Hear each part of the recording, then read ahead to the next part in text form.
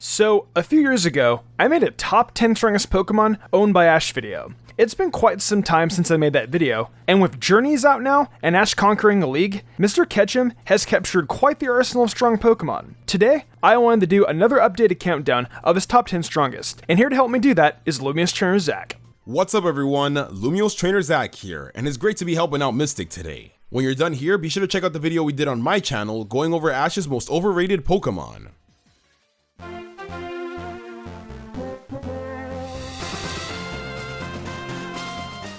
Starting off the list, we have Ash's Crocodile, a Pokemon that deserved way more screen time in the black and white anime. It might have been the last member of Ash's Unova team, but it quickly rose up to be his strongest of the series. The greatest example of its power is when it took an Ice Beam from Iris's Dragonite as a Crocoroc, survived, evolved into Crocodile, and then proceeded to take it down. That was an awesome moment. But that's not all, because this Pokemon also proves its strength by being able to take down opponents that have a type advantage against it. Like when it was a Crocoroc in the Ice Series gym against Bryson and took out his Bear Tick by catching his Stone Edge mid-air, or when it defeated Stefan Sock with its newly learned Aerial Ace. That's a really strong Pokemon if you ask me.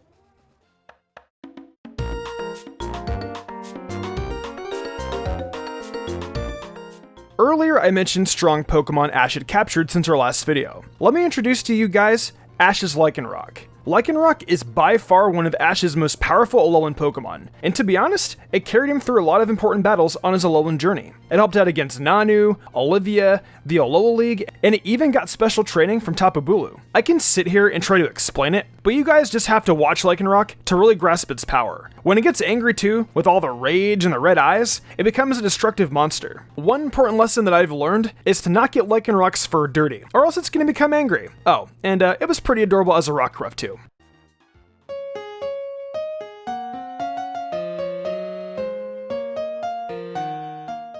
Who could forget the moment where Ash's Torracat evolved into Incineroar? It was amazing!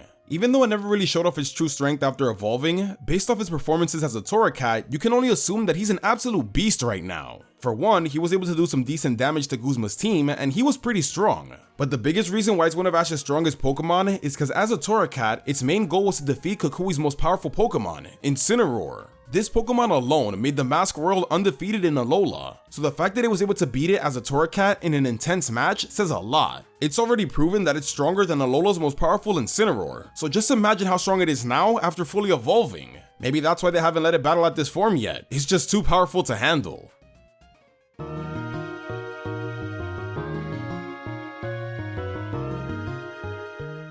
Coming up, we've got Ash Ketchum's Peter Griffin, Snorlax. Snorlax, I'm going to have to say, is one of my favorite Pokemon owned by Ash by far. The way how it just eats food and steals it from people has always been so hilarious to me. I do have to say though, Snorlax is quite a powerhouse too. It's got quite a few impressive victories under its belt, like in the Johto League, the Battle Frontier against Greta, and in the Sinnoh League, helping Ash out in the third round. Snorlax is just a Pokemon Ash can call on, and we know it's going to get the job done. It's gotten Ash out of a few pickles in the past, and I know if it came back, it could do the same thing again.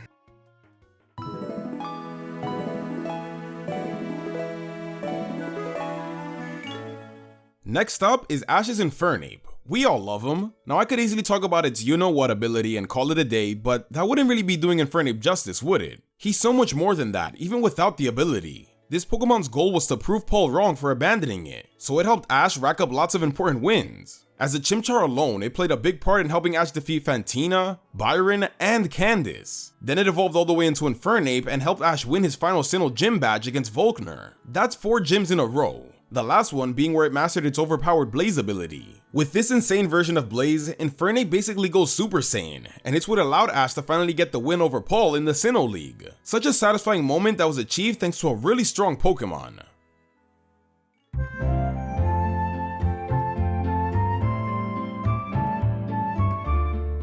Starting off the second half of this list, we have Ash's Dragonite. Dragonite is one of Ash's brand new Pokemon in Journeys, and so far, it has proven itself to be quite the powerhouse. For one, Dragonite is a fully evolved pseudo-legendary Pokemon, and Dragonite in the anime are perceived to be one of the most powerful Pokemon around. Well, Ash's Dragonite is no different. We've seen the power Dragonite has against Korrina's Mega Lucario, and that lovable dragon took it to the cleaners. Dragonite just has a lot of natural power because of its status, but after a bit of training and hanging out with Ash for a bit, who knows how powerful it can get. That's why I want to say right now, consider this number 5 spot only temporary. Its spot can change at any time depending on how it does in the anime.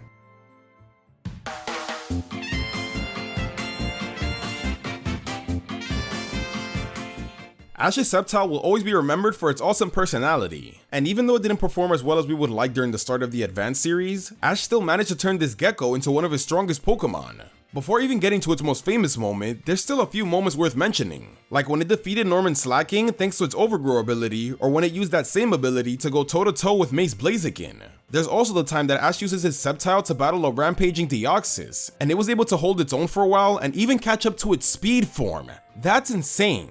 And then of course, there's the moment where it took down Tobias' Darkrai, a mythical Pokemon that almost swept the entire Sinnoh League. That's easily its greatest achievement, as it's the only Pokemon to take out the infamous Darkrai.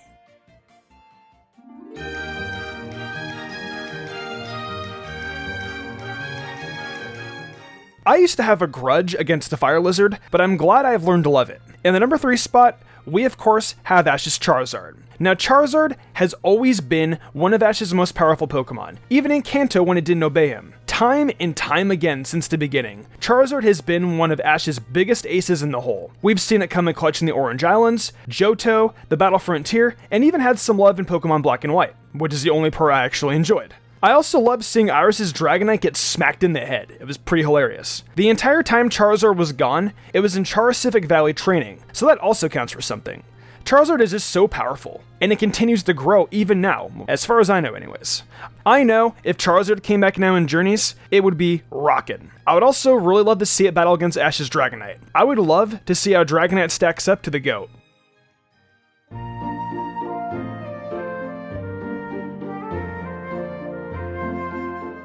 Just like in the Kalos League, runner-up goes to my boy Greninja. Being a fully evolved starter already gives this Pokemon an edge, but on top of that, it has the powerful Ash Greninja form that basically gives it the same power boost as a Mega Evolution. With this form, Ash was able to take names left and right in the final season of XY, and it was even close to defeating Dianthus Mega Gardevoir. This was before the transformation was completely mastered, so just imagine how well it would have done after perfecting it. Even though it couldn't quite get the win in the Kalos League, Greninja's still able to defeat other powerful Megas like Wolfric's Mega Abomasnow or Sawyer's Mega Sceptile. That last one is a huge one because Greninja beats a Pokemon that had a huge type advantage over it. Unfortunately, he doesn't get the win against Alon's Mega Charizard X, but it's the Pokemon that's gotten the closest to defeating it in the Kalos League. Alon's Charizard has beaten 10 Mega Evolutions in a row thanks to Lysander's training, and he's even taken on some legendaries. So the fact that Ash Greninja was able to bring that beast down to its knees even for a little bit is insane, and it's only proof that it's one of Ash's most powerful Pokemon ever.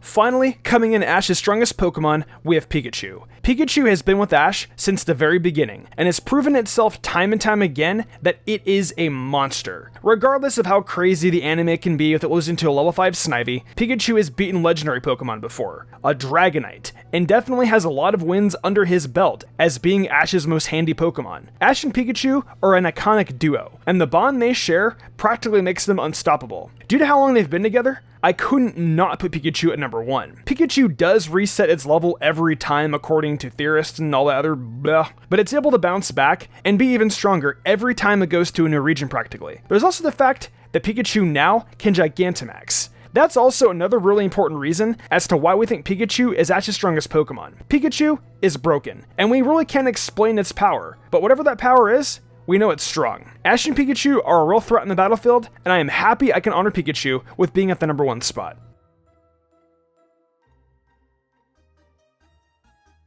Well, that pretty much wraps up these top 10 strongest Pokemon owned by Ash. I feel Zach and I did a pretty good job of ranking these Pokemon, but let us know what you guys think down below, and also be sure to check out the video we did over on Zach's channel as well. Thanks for having me, Mystic, and keep up the great content, bro. If you enjoyed the video, why not leave a like and subscribe to my channel with notifications on, that way you never miss an upload. If you want to support me further, consider following my Twitch where I stream all sorts of games from Pokemon to Fire Emblem to Zelda and much more. I also have an anime channel called MysticSage where I do anime reviews, rankings, and countdowns. So if you're interested in that kind of content, go ahead and check that out as well. If you want to support me even further and gain cool perks, check out my Patreon. These lovely people have all given me their support over there and I couldn't be more grateful to them. I think I'm gonna wrap this up though. I'm Mystic Umbreon, and I will see you in the future for more awesome Pokemon content.